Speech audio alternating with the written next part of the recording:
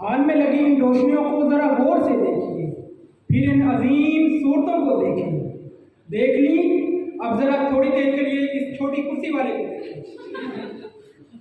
इसकी दाढ़ी देखकर आपको ऐसा नहीं लगता जैसे इसने आधा सिपारा हिफ्ज़ किया हो और फिर किसी बुरके वाले के साथ भाग गया हो। ए मेरे बच्चे, मेरे लफ्ते जिगर पैदा ना हो। खातिनों हज़रात, पाकिस्तान का कोई भी एक ऐसा मज़ाया मुकर्रर नहीं होगा जिसने अपनी पैदाइश पर तकरीर ना की हो। कोई पैदा हुआ तो मोटा था, कोई पैदा हुआ तो काला था, कोई पैदा हुआ तो थोड़ा सा था, थोड़ा सा नहीं। लेकिन जब आलम अरवाह में फरिश्ते मेरे पास आए और कहने लगे, मुबारक हो, तुम कल पैदा होने जा रहे हो, ये जन्नत वाले कपड़े उतार दो।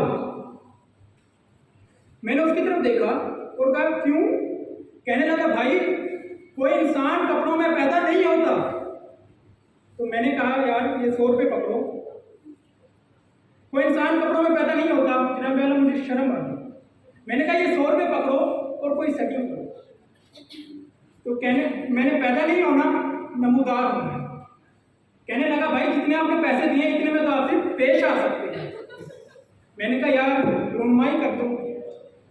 अली वकार, इतनी इस कश्मकश में मैं पैदा नहीं हो पा रहा था कि फैसला हुआ मुझे डाउनलोड किया जाए, कि मुझे डाउनलोड किया जा रहा था कि एरर आ गया, और जो चीज सामने आई वो एक करप्ट पाई।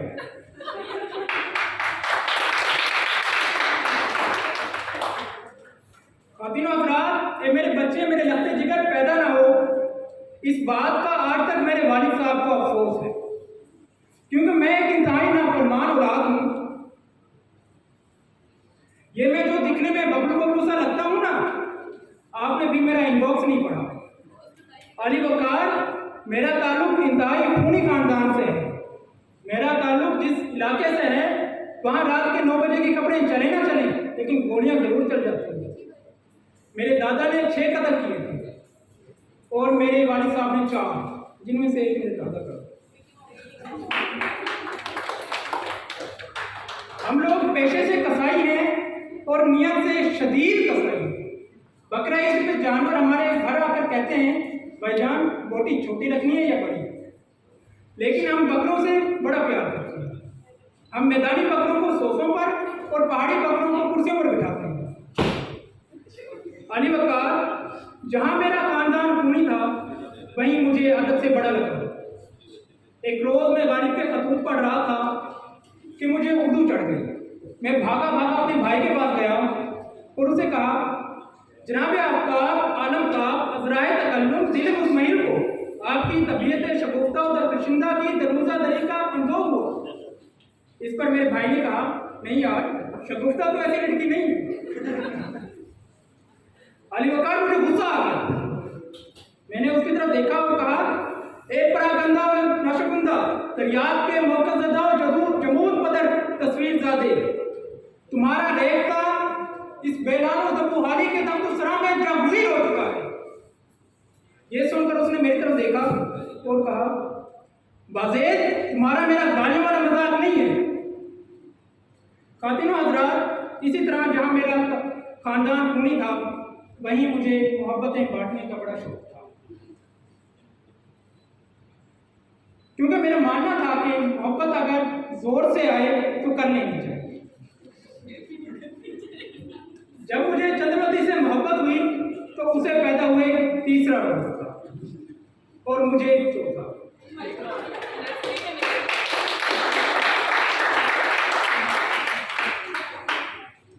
बिस्तर अस्पताल के शिकस्ता वार्ड में अंगूठे से जब उसने इंतहाई मोहब्बत से मेरी तरफ देखा और कहा, वाह,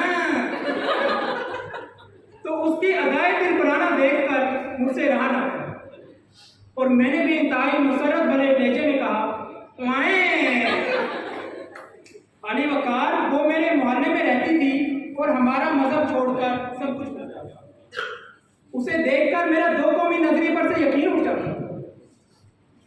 हमारे दरमियान कुछ मसाइल थे। वो गाय का गोश्त नहीं खाती थी, जबकि मैं तो शुरबादी हूँ, हम तो कोई जानवर नहीं छोड़ते। अली वकार, वो मांग में संदूर लगाती थी, जबकि मैं तो मांग कर परफ्यूम लगाता हूँ। एक दिन मैंने कहा, चंद्रवती, मुझसे शादी करने के लिए तुम्हें पहले मुसलमान होना पड़ेगा। तो उसने मेरी तरफ देखा और कहा, वाज़ेद, तुम्हें मुझसे शादी करने के लिए पहले इंसान होना पड़ेगा।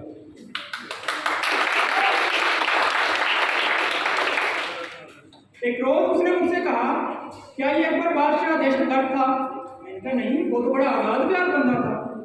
तो कहने लगी, ये फिर तालिबान हर धमाके से पहले अकबर अकबर क्यों कहते हैं? जनाब अली, ये बात सुनकर तालिबान मेरे पीछे पड़ गए। मैं आगे आगे, तालिबान पीछे पीछे, मैं आगे आगे, तालिबान मेरे पीछे पीछे। मैंने अचानक रुके और उनसे कहा, यार, तुमने तो मेरी पैरवी शुरू कर दी। यह सुनकर तालिबान को अकल आ गई और उन्होंने दहशतगर्दी छोड़ दी।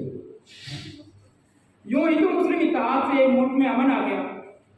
अली वकार, जहाँ मुल्क की बात है, ए मेरे बच्चे मेरे लगते जिगर पैदा ना हो, ये बात आज शायद तमाम वालिदैन अपने बच्चों से कर दें जो अभी पैदा होने वाले हैं, क्योंकि मुल्क इंतहाई नाजुक दौर से गुजर रहा है। मुल्क की सूरत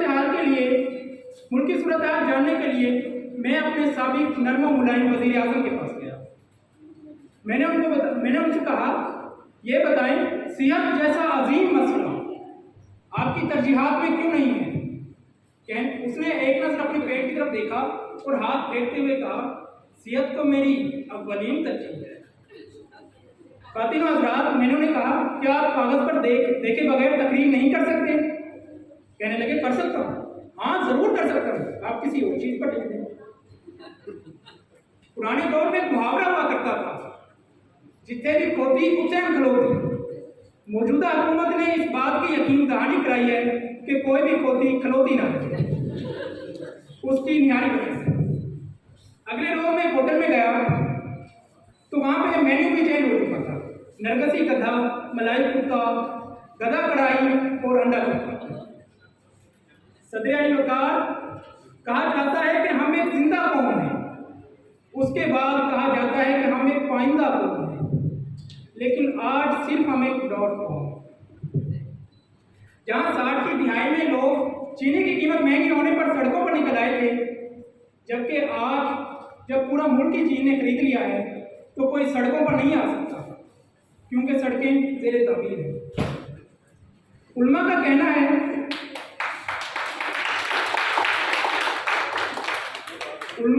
है कि ये ताख़ीर हज़रत इसराफील के सूर फूंकने तक भी हो सकती है, लेकिन उन्हें क्या मालूम, जिंदा दिलाने पाकिस्तान कुत्ता, घोड़ा, गधा तक सभी टूट गए। बाकी बात रही हमारे मुस्तकबिल की, वो तो लिखा जा चुका है। पहले 5 साल हम पर तीर बरसाए गए, जिससे हमारा सारा खून बह गया। उसके बाद हम पर एक शेर आता है, जिसने हमारा सारा गोश्त खा जाना है। बाकी रही खाल, वो तो हम पहले भी शोबत खाना को देते थे।